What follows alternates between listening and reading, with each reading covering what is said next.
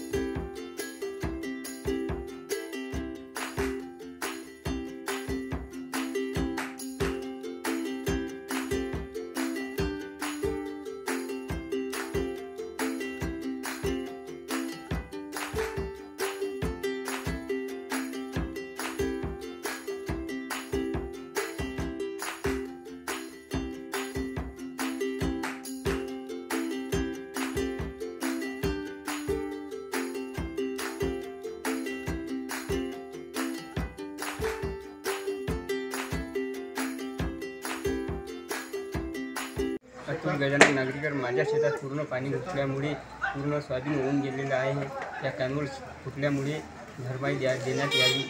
कोहडा प्रकल्प कॅनॉल आहे, तो फुटलेला आहे। मधात पूर्ण पाणी वावरामध्ये आलेलं आहे। प्रशांत झोपाटे, अनिकेत शिरभाते, विदर्भ न्यूज, मंगरुळ चव्हाडा।